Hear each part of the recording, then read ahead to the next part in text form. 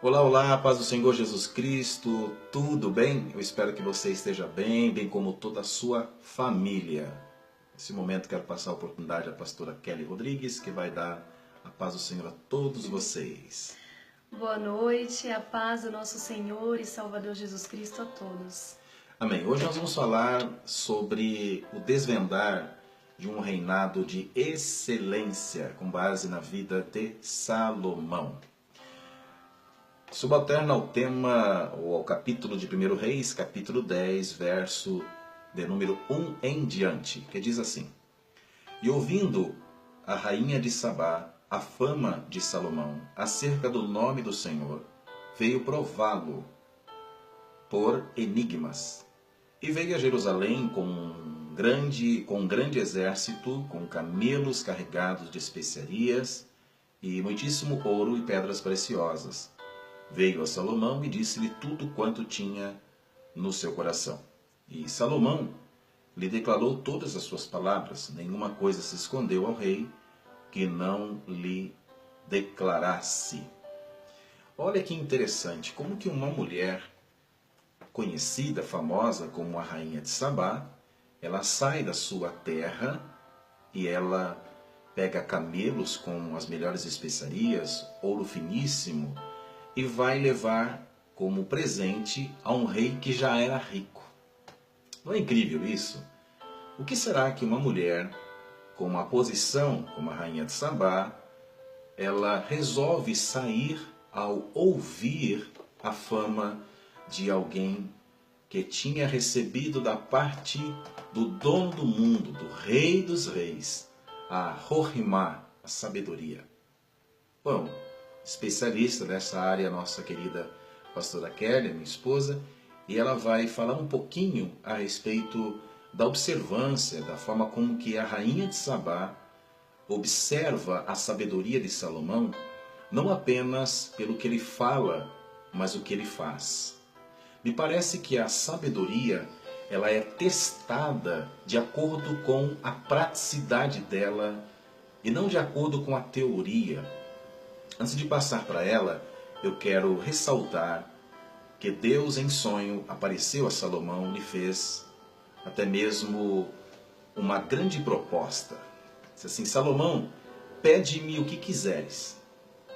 E é incrível que Salomão não pediu a morte dos seus inimigos, não pediu riqueza, e sim sabedoria para poder conduzir o povo de Israel. Olha que bacana. Nós vemos aqui em 1 Reis, capítulo 10, e o verso de número 9, quando a rainha de Sabá, ela bendiz ao Senhor Deus, dizendo o seguinte: Bendito seja o Senhor teu Deus, que teve agrado em ti, para te pôr no trono de Israel. Porque o Senhor ama Israel para sempre. Por isso te estabeleceu o rei, para fazeres juízo e justiça. Olha que incrível! Parece que o segredo da sabedoria, um dos segredos da sabedoria, e quem vai nos revelar mais segredos será a nossa querida pastora Kelly, um dos segredos é que a sabedoria que Salomão pediu a Deus não era uma sabedoria que iria beneficiar a si próprio. Não era uma sabedoria que ia beneficiar apenas o seu lar. Era uma sabedoria que governaria o povo de Deus. Olha, é interessante. Interessante demais. Esta é uma mensagem para líderes. E eu quero, nesse momento, passar a oportunidade para que a minha esposa possa desvendar o reinado de excelência na vida de Salomão. Vamos lá. O interessante é que todas as vezes que Deus pensa em plural, toda vez que Deus pensa em investir na vida de alguém, significa dizer que o mais beneficiado é o povo. Uau. Porque veja bem, Salomão, ele era o 10º filho de Davi, o 2º filho com Betseba. Então, por justaposição, ele não teria o direito de se apossar do reinado. Não seria ele o rei. Mas foi a vontade de Deus, Deus quis, Deus desejou que ele fosse rei sobre Israel. Porque Salomão, ele tinha o que os outros filhos de Davi não tinham, que era sensibilidade espiritual. ele conseguia ouvir a voz de Deus e ter intimidade com Deus. Então, quando Deus estabeleceu Salomão como rei, Salomão fez um pedido digno da sua sabedoria, que foi pedir a Deus sabedoria. E não essa sabedoria terrena, porque no momento que ele pede a sabedoria, ele já está usando essa sabedoria terrena. Só que Salomão ele pediu para Deus a sabedoria dos céus. Sabedoria que está acima dessa sabedoria que nós estamos acostumados a ver. E a partir disso, Salomão começa uma série de ações, de transformações em seu reinado. Ele começa a mudar tudo aquilo que não está de acordo com a vontade de Deus. Primeiro, ele começa a organizar a edificação do templo, ele começa a se preocupar com a edificação do seu palácio, de um igualmente para sua esposa. E você percebe que após a construção ele faz aquela oração grandiosa, maravilhosa, onde o fogo cai, queima e toma conta de todo o holocausto. E em seguida vem uma mulher para testar, para prová-lo, depois de tudo isso. O que eu acho interessante é que a primeira preocupação do rei Salomão foi de edificar, né? Uma das preocupações foi de edificar um templo a Deus. Inclusive ele estava preocupado se realmente o povo pecasse, se afastasse do Deus Todo-Poderoso, se existia a possibilidade de Deus restaurar a vida deles. Inclusive em 2 Crônicas 7,14, o texto é claro que diz: e se o meu povo, que se chama pelo meu nome, disse Deus a Salomão, se humilhar e orar, e buscar a minha face, e se converter dos seus maus caminhos, eu ouvirei do céu a tua oração, perdoarei os pecados e sararei a terra. Então eu acredito que a excelência no reinado de Salomão, uma das coisas que você bem destacou, é em relação à construção de um templo. Mas não é o templo apenas físico, porque o templo, a Beit HaMikdash, como nós falamos em hebraico, o templo sagrado, é apenas a representação do que o ser humano tem que ser diante de Deus. Porque, como diz o Novo Testamento, Paulo nos revelou muito bem isso daí, o nosso corpo é o templo do Espírito Santo. Acho que o líder bem-sucedido é um líder que se preocupa, em primeira instância, com a edificação do templo sagrado.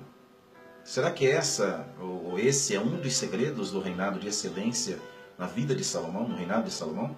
Sem dúvida, né? A gente percebe na oração de Salomão, que citei agora há pouco, que ele se preocupa em pedir para que Deus atenda todas as orações feitas naquele lugar, para que Deus ouça as orações daquele que estender as suas mãos em direção àquele templo, aqueles que estiver diante, aqueles que estiver voltados. Então ele tinha uma preocupação muito grande com o povo, e este é um dos segredos também, pelo qual Deus chamou ele para ser e colocar ele como rei sobre Israel. Só que me chama a atenção que a preocupação com relação à casa, não foi somente com relação ao templo, para que Deus ouvisse, para que se achegasse ali naquele lugar todos os necessitados, todos os arrependidos, todos aqueles que precisassem da misericórdia de Deus. Ele tinha uma preocupação também com o seu próprio bem-estar, porque você percebe que ele começa a edificar um palácio para ele, e um palácio igual para sua esposa. E é óbvio que a gente fala ali, a gente lê ali e percebe que literalmente ele começa a edificar. Só que todas as vezes que a gente fala de casa, nos arremete à nossa vida espiritual, ao nosso coração, ao nosso altar diante de Deus.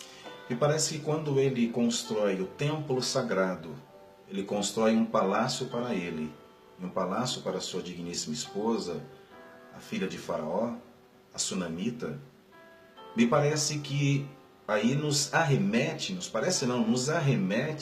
ao que Jesus disse: buscai primeiro o reino de Deus e a sua justiça, e as demais coisas, ou aquilo que nos é necessário, nos serão acrescentados. Me parece uma alusão em relação à construção do templo sagrado, depois o palácio para ele e um palácio para a sua digníssima esposa. Porque o que a gente vê hoje em dia, muitos líderes pecam na construção de templo sagrado, se preocupam apenas com o bem-estar do povo de Deus e esquece do bem-estar da sua própria família. Esquece do bem-estar até mesmo com relação ao dia a dia, dá o melhor para o povo, dá a sua atenção dobrada em relação ao povo, mas não dá uma atenção com excelência em relação à sua esposa, aos seus filhos, e isso faz com que a família seja destruída. Eu acho que isso chama a atenção da rainha de Sabá, no geral, porque ela observa ali o geral da vida de Salomão. Tanto é que o texto é claro que ela inclusive observa a forma com que ele sobe e desce as escadas que dá acesso ao templo. Ela observa a forma com que os servos, os criados de Salomão, arrumavam a mesa. Quer dizer, a excelência da preocupação que Salomão teve no geral, com todo mundo. Quer dizer, a sabedoria que ele tem é uma sabedoria coletiva, não é uma sabedoria singular, egoísta. Ele é tão sábio, ele sobrepuja a sabedoria com a tamanha grandeza, que a rainha de Sabá, ela percebe assim, ela vislumbra o quê? Nossa, até os criados de Salomão se vestem bem. Porque o que nós não vemos isso hoje em todas as igrejas. Nós vemos os líderes com carro importado, com roupas bonitas, ele bem vestido, mas os seus obreiros, aqueles que são os seus fiéis, fiéis obreiros, às vezes andam de sapato furado, andam de roupa rasgada. Você vai para a casa dos obreiros, de alguns líderes que são muito bem-sucedidos, e você percebe que às vezes o seu obreiro não tem o que comer. E a rainha de Sabá viu o contrário na vida de Salomão. Ela observou que não só Salomão era bem-sucedido, mas todo o seu reinado. Isto é que me chama muita atenção. O que você me diz sobre isso? Bom, quando Salomão começa a edificar ali um palácio para a esposa dele, igualmente ao dele, eu entendo, eu aprendo e acrescento que é de responsabilidade do homem edificar o templo da esposa, cuidar da sua vida espiritual. Uau. E Salomão, naquele momento, ele estava fazendo isso com toda aquela sabedoria. Ele estava cuidando dos detalhes, das coisas pequenas. E como o pastor disse, hoje em dia é muito comum a gente se preocupar com as coisas grandiosas, com as coisas que estão mais em evidência, com o ministério de templos grandiosos, pomposos, né? Grandiosos, com estacionamentos enormes, né? Uma localização, vamos colocar assim, privilegiada, e esquece dos detalhes mínimos, né? Talvez essa mensagem vá chocar você, porque nós estamos falando aqui para líderes que talvez tenham a oportunidade de liderar multidões e estar em evidência. Só que talvez se você chegar um pouquinho perto, para observar de perto, em detalhes a vida, vai perceber que existem muitas coisas fora do lugar. Uau. Vai perceber que falta essa sabedoria que Salomão tinha. Porque veja bem, Salomão ele começa a utilizar a sabedoria que recebeu de Deus, a sabedoria dos céus e não a terrena.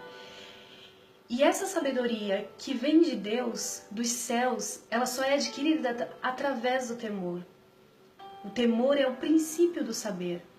Então, existem muitas pessoas em evidência em igrejas, existem muitas pessoas arrastando multidões, mas que já perdeu o temor há muito tempo. Uau. E o motivo pelo qual Deus colocou Salomão como rei foi justamente porque ele tinha o temor em seu coração. Uau. Foi justamente porque ele ia guiar o povo com justiça. Foi por amor ao povo. Então eu quero falar para você, líder, que talvez está tendo a oportunidade de assistir esse vídeo. Quando você for dedicar algo para o Senhor, quando você for fazer algo para o Senhor, não pense singular. Não pense somente em você, porque todas as vezes que Deus investe na vida de alguém, Ele investe pensando no plural. Todas as vezes que Deus ele separou um líder, ele não separou o líder porque ele queria que o líder ficasse em evidência, porque ele queria abençoar o líder. Pelo contrário, ele sempre separou o líder porque aquele líder tinha capacidade, tinha aquilo que era necessário para conduzir o povo. Foi sempre por amor ao povo.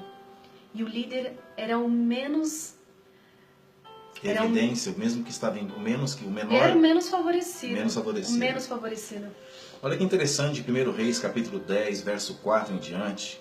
Vendo, pois, a rainha de Sabá toda a sabedoria de Salomão e a casa que edificara, verso 5, e a comida da sua mesa, e o assentar dos seus servos, e o estar de seus criados, e as vestes deles, os seus coupeiros, a sua subida pela qual subia a casa do Senhor, não houve mais espírito nela, ela ficou perplexa. Uau! E disse ao rei, foi verdade a palavra que ouvi na minha terra das tuas coisas e da tua sabedoria. Eu não cria naquelas palavras, até que vim e os meus olhos o viram. Não parece as palavras de Jó? Eu ouvia falar a respeito de Deus. Conhecia Deus de ouvir falar, mas agora os meus olhos veem. O verbo ver, no hebraico, significa não só ver, mas sim temer. Nós, quando tememos a Deus, que é o princípio da sabedoria, nós estamos vendo Deus. Portanto, a rainha de Sabá, ela ficou perplexa, ela perdeu o fôlego, porque ela conseguiu vislumbrar no reinado de Salomão o próprio Rei dos Reis, Senhor dos Senhores. Porque aí está a prova cabal de que o reino de Deus não só pôde ser vislumbrado quando Cristo trouxe, porque não sei se você sabe, mas a responsabilidade de apresentar o reino de Deus a todas as nações, primariamente foi em relação aos filhos de Israel. Os reis de Israel, os profetas, todos os filhos de Israel tiveram como incumbência a revelação ou o desejo de revelar a respeito do reino de Deus. Venha o teu reino, diz o Pai Nosso. Seja feita a tua vontade na terra, como assim acontece no céu. Como disse a minha esposa, a pastora Kelly, a sabedoria que ele recebeu é uma sabedoria celestial. Ele conseguiu captar, ter a percepção do reino de Deus espiritual e ele aplicou no seu reinado. E a rainha de Sabá não pôde encontrar nenhuma brecha, porque o reino de Deus é perfeito. Se Deus colocou uma excelência no governo nas suas mãos, quando as pessoas olharem para o ministério que você dirige, olhar para os seus obreiros, olhar para a sua casa, para a sua esposa, para os seus filhos, verão tudo com excelência. Glória a Deus, amém. Amém? Não sei se a minha esposa tem alguma coisa mais para acrescentar. Daqui a pouco nós estamos concluindo esta mensagem. Bom, quero concluir, acrescentar que foi nos dado um reino.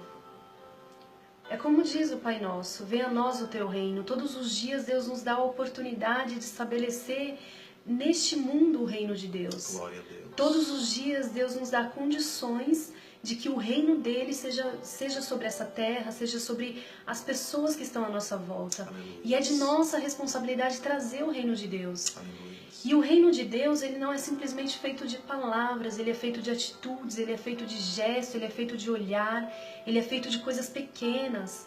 Então, se você tem uma visão muito grande, você não está incapacitado, impossibilitado de sonhar, em crescer, de ver lá na frente. Só que veja perto também. Todas as vezes que você focar grande, tenta também enxergar pequeno.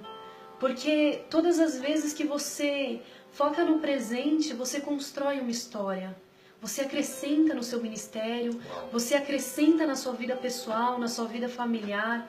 Todas as vezes que você projeta grande, mas foca no presente, você não perde tempo, você começa a construir coisas sólidas. Porque nada começa grande.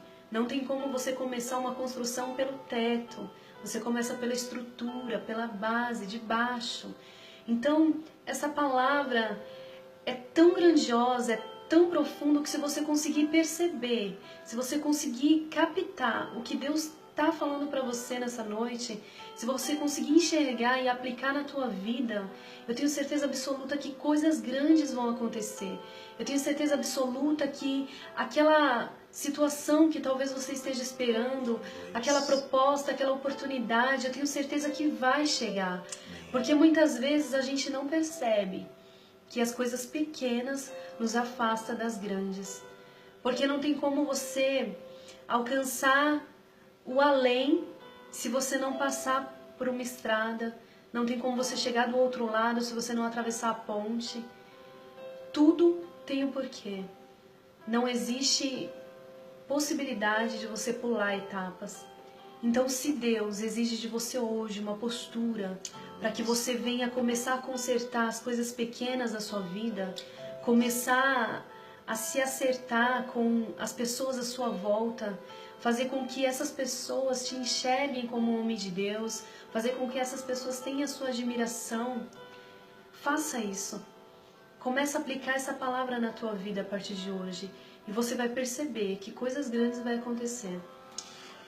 Maravilha. Como disse Paulo aos Coríntios, capítulo 1, a partir do verso de número 21 em diante. Visto como na sabedoria de Deus, o mundo não conheceu a Deus pela sua sabedoria, aprove a Deus salvar os crentes pela loucura da pregação. Porque os judeus pedem sinal e os gregos buscam sabedoria. Mas nós pregamos a Cristo crucificado, que é escândalo para os judeus e loucura para os gregos. Mas para os que são chamados, tanto judeus como gregos, lhes pregamos a Cristo. Olha que maravilha!